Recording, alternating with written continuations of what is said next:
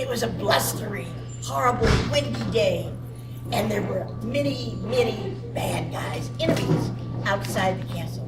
And inside, there was warmth and camaraderie, because they didn't know about the bad guys outside. So while they played and made merry, they were, well, unprepared. And one little girl.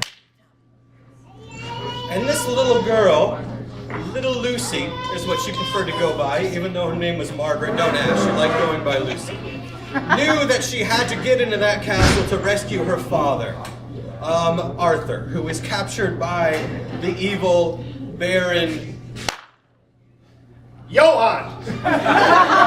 Baron Johann was an evil person, and he had captured Lucy's father because he wanted the treasure that Lucy's father had. However, the treasure was buried in a deep, dark place that only Lucy and her father knew about. So, Lucy figured if she could get into the castle, where in a deep dungeon known only to Baron Johann, underneath the merrymaking camaraderie inside, her father was imprisoned, and she could rescue him. If she could rescue him by contacting the bothersome beast of Banner Bog, that crustacean troglodyte eunuch, who was favorably disposed. Who was favorably, whatever she said, disposed by the horrible boggart, her daughter, by the horrible boggart of Bannerbog. So, the horrible boggart of Bannerbog knew the secret to getting into the castle. He had read it once in a book. Well, he had it read to him, actually. But in any case, the secret to getting into the castle was walking directly up to the door and saying, "Speak, friend." and fall on your knees and ask to enter. And the normally evil Baroness would hear your pleas and let you in. Because these were magic words that compelled the normally evil Baroness to let you in. So Lucy had learned this from the Bannerbog beast when she had visited him in his bog. When he had visited him in his bog, he had said, "Little Lucy, what do you please to know?" And she said, "I wish to rescue my father. He has been captured. How may I enter this deep dungeon?" Into the dungeon. I know I can go. Please tell me the way. And the bothersome beast looked at her and said, "Well, I will tell you for a price."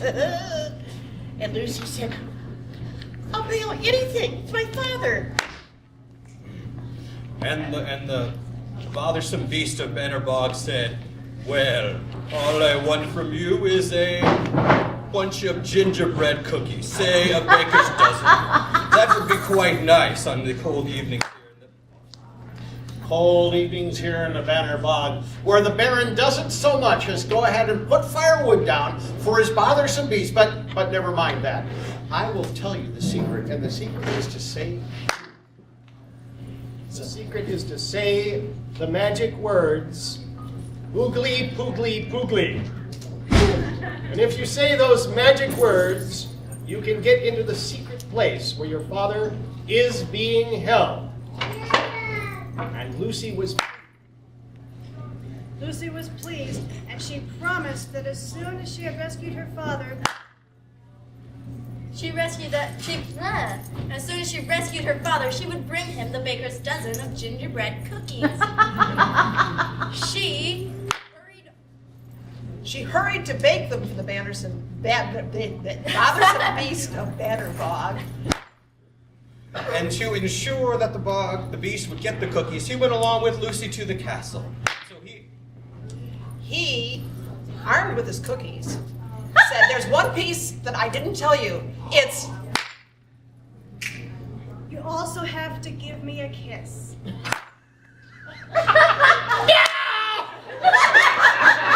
The banner bog cried when Lucy revealed her long teeth. But she briefly kept hiding behind that very nice smile.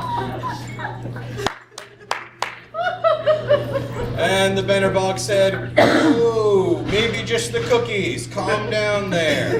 Let's go break into the castle already." So they broke into the castle. They snuck down to the dungeon where her father was kept. And the Bannerbog, the beast of the Bannerbog, thank you, said, "Well, how do we get him out of that dungeon?" And they thought, if please is a magic word, they fell to their knees in front of the dungeon door and said, "Poogly, poogly, please." And the door opened. And Arthur walked out and embraced little Lucy. Big teeth or not. And said, the one piece that we haven't done is we haven't disarmed the evil baron's men.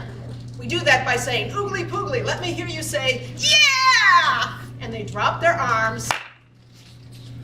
And started dancing.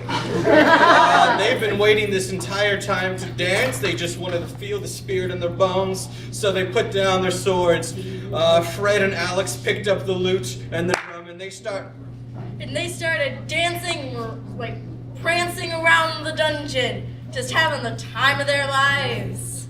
Soon enough, the guardsmen heard their thundering down in the dungeon